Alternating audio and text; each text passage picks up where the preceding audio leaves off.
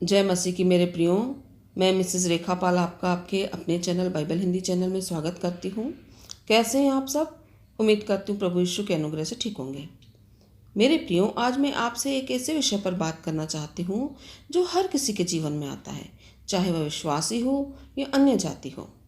मेरे प्रियो, हमने अक्सर ये देखा है कि हमारे जीवन में कई ऐसे कार्य होते हैं जो होते होते रुक जाते हैं या फिर होने वाले होते हैं और पता चलता है कि नहीं हुआ, या हुआ तो बहुत देरी से हुआ।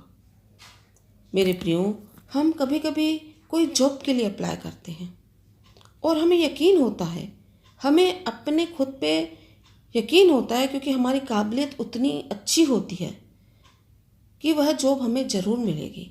पर वह जब जॉब हमें नहीं मिलती, वह जॉब किसी और को मिल जाती है और हम निराश हो जाते हैं। मेरे प्रियो, जीवन में ऐसे कई कार्य हैं जो होते होते रुक जाते हैं और उन कार्यों पर रोक लग जाती है। ऐसा क्यों होता है ऐसा? मेरे प्रियो, कभी कभी हम सोचने लगते हैं कि हमारा परमेश्वर हमसे नाराज है, इसलिए हमारे कार्य नहीं हो रहे। नहीं मेरे प्रियो, हमारा परमेश्वर तो दयालु परमेश्वर है। वह दया करने वाला है, माफ़ करने वाला परमेश्वर है। वह तो अपने वादे के मुताबिक हमेशा ही हमारे साथ है और हमारी सहायता करता है। बाइबल बताती है, भजन संहिता 121 का 2 में, मुझे सहायता कहाँ से मिलती है? मुझे सहायता यहोवा की ओर से मिलती है, जो आकाश और पृथ्वी का करता है। मेरे प्रियो, हमारा परमेश्वर हमारी हर पल शुद्धि रखता है, हर पल हमारा ध्यान रखता है, हर पल हमारी सहायता करता है, क्योंकि वचन कहता है कि मैंने तुम्हारे लिए एक ऐसा सहायक भेजा है जो हर पल तुम्हारी सहायता करेगा। इसलिए परमेश्वर हमारी हर पल शुद्धि रखता है मेरे प्रियो। तो वो हमारे कामों में रोक कैसे लगा सकता है? लेकिन कभी कभी हम लोग एक गलती कर बैठते हैं। हम परमेश्वर से ज़्यादा मनुष्य पर भरोसा करने लगते हैं, उनसे ही सहायता मांगने लगते हैं, और जब हमारे काम नहीं होते तो हम मनुष्य के आगे रिक्वेस्ट करने लगते हैं।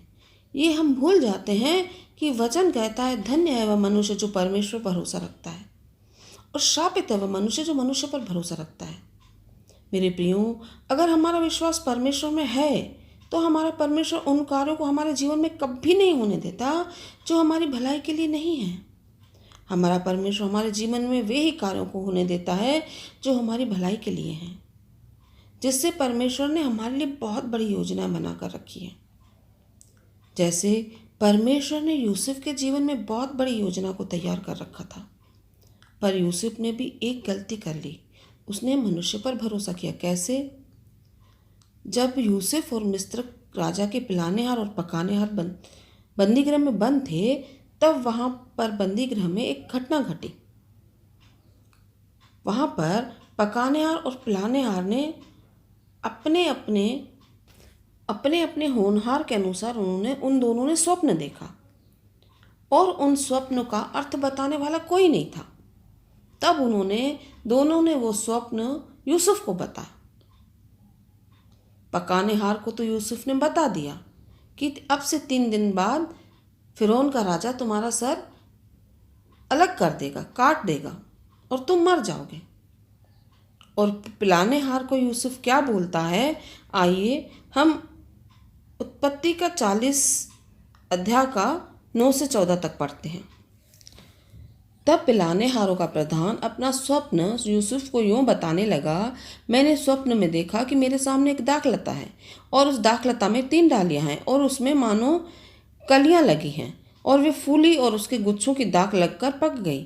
फिरौन का कटोरा मेरे हाथ में था, और मैंने उन दाखों को देखकर फिरौन के कटोरे में निचोड़ा और कटोरे को फिरौन के हाथ में दिया। तब यूसुफ ने उससे कहा, इसका फल यह है कि 3 डालने का अर्थ 3 दिन, इसलिए अब से 3 दिन के भीतर फिरौन तेरा सिर ऊंचा करेगा और फिर से तेरे पद पर तुझे नियुक्त करेगा, और तू पहले के समान फिरौन का पिलानेहारा होकर उसका कटोरा उसके हाथ में फिर दिया करेगा। मेरे प्रियो, 14 पद पढ़ती हूँ, उसे बहुत ध्यान से सुनिएगा। अतः तब तेरा भला हो जाए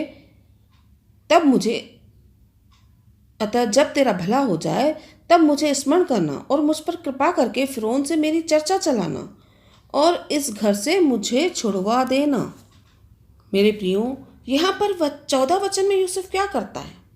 वह उस पिलाने हार को कहता है कि जब तू इस बंदीगृह से बाहर जाए तो मुझे याद रखना और फिरौन से मेरी चर्चा करना और मुझे यहाँ से छुड़ाना। मेरे प्रियो, यूसुफ को यहोवा परमेश्वर पर पूरा भरोसा था। वह परमेश्वर में पूर्ण रीति से बना हुआ था। फिर भी उसने उस पिलाने हार पर विश्वास करके गलती कर दी। मेरे प्रियो, परंतु पिलाने हार तो बंदीगृह से निकलते ही यूसुफ को भूल गया। क्यों? क्योंकि यूसुफ के लिए परमेश्वर ने बहुत बड़ी योजना बनाकर रखी थी। मेरे प्रियो, हमारा परमेश्वर हमारी हर पल शुद्धि रखता है। उसे पता था कि उसका बेटा यूसुफ, उसका दास यूसुफ बंदीगृह में बंद था, परंतु अभी वो समय नहीं आया था कि यूसुफ बंदीगृह से बाहर आए, क्योंकि वचन कहता है कि हर एक काम का एक निश्चित समय है। इसलिए वो समय नहीं आया था कि यूसुफ बंदीगृह से बाहर आए। मेरे प्रियो, परमेश्वर जिसे चुन लेता है उसकी शुद्धि वह हर पल हर घड़ी रखता है। पिलाने हारा तो बंदीगृह से बाहर निकलकर भूल गया, पर परमेश्वर यूसुफ को नहीं भूला था। उसने यूसुफ के लिए बहुत ही अद्भुत कार्यों को रखा था, बहुत बड़ी पदवी को रखा था। इसलिए परमेश्वर ने मिस्र राजा को एक ऐसा स्वप्न दिखाया ताकि उसका अर्थ बताने वाला कोई न हो।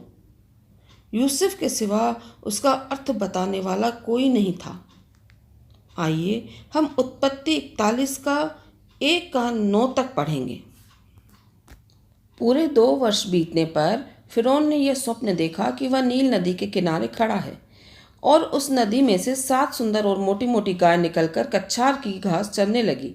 और क्या देखा कि उसने पीछे और 7 गायें जो कुरूप और दुर्बल हैं नदी से निकली और दूसरी गांव के निकट नदी के तट पर जा खड़ी हुई।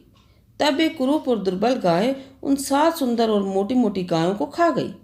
तब फिरौन जाग उठा और वह फिर सो गया और दूसरा स्वप्न देखा कि एक डंठल में से 7 मोटी मोटी और अच्छी बालें निकली। और क्या देखा कि उनके पीछे 7 बालें पतली और पुरवाई से मुरझाई हुई निकली और इन पतली बालों ने उन 7 मोटी और अन्न से भरी हुई बालों को निगल लिया। तब फिरौन जागा और उसे मालूम हुआ कि यह स्वप्न ही था। भोर को फिरौन का मन व्याकुल हुआ और उसने मिस्र के सब ज्योतिषियों और पंडितों को बुलवा भेजा और उनको अपने स्वप्न बताए, पर उनमें से कोई भी उनका फल फिरौन को न बता सका। 9वां पद मेरे प्रियो, तब पिलाने हारों का प्रधान फिरौन से बोल उठा, मेरे अपराध आज मुझे स्मरण आए। मेरे प्रियो, यहाँ पर हम देखते हैं कि पूरे 2 वर्ष बीत चुके हैं और 2 वर्ष के बाद पिलाने हार को याद आता है कि बंदीगृह में एक ऐसा व्यक्ति था यूसुफ, जिसने उसे उसके स्वप्न का अर्थ बताया था। फिर आगे को अगर हम पढ़ेंगे तो उसमें देखते हैं कि उस पिलाने हार ने राजा को यूसुफ के बारे में बताया और यूसुफ बंदीगृह से बाहर आकर राजा को उस स्वप्न का अर्थ बताता है। राजा यूसुफ को बंदीगृह से बाहर निकलवाता है, उसको अच्छे कपड़े पहनाकर अपनी सभा में बुलाता है और यूसुफ उसे उस स्वप्न का पूरा अर्थ बताता है और राजा उसे उस मिस्र देश का प्रधानमंत्री बना देता है और पूरे राज्य का कार्य की बागडोर उसके हाथ में दे देता है। मेरे प्रियो, जरा सोचिए, अगर पिलाने हार के कहने पर उसे बंदीगृह से छुड़ाया जाता तो शायद वह एक साधारण इंसान की तरह उस देश में रहता या किसी और देश में चला जाता, परंतु वह परमेश्वर के द्वारा एक बहुत बड़ी योजना तैयार कर उसे छुड़ाया गया और उसे एक ऐसे पद प्रधानमंत्री पर नियुक्त किया गया। इसलिए मेरे प्रियो, अगर हम परमेश्वर की चुनी हुई संतान हैं तो हमें हमेशा इस बात पर विश्वास करना चाहिए कि परमेश्वर हमेशा हर पल हर घड़ी 24 घंटे हमारी शुद्धि रखता है। हमें किसी मनुष्य पर नहीं परंतु परमेश्वर पर भरोसा रखना चाहिए। मनुष्य तो हमें उस पिलाने हार की तरह भूल जाता है, परंतु हमारा परमेश्वर हमारी हर पल हर घड़ी शुद्धि रखता है मेरे प्रियो। इसलिए मैंने जैसे पहले भी कहा था कि वचन कहता है, शापित है वह मनुष्य जो मनुष्य पर भरोसा करता है, धन्य है वह मनुष्य जो परमेश्वर पर भरोसा करता है। अब मैं आप सबसे विदा लेती हूँ। परमेश्वर पिता का प्रेम, प्रभु यीशु मसीह का अनुग्रह आप पर व आपके परिवार पर होता रहे। आमीन। जय मसीह की। God bless you.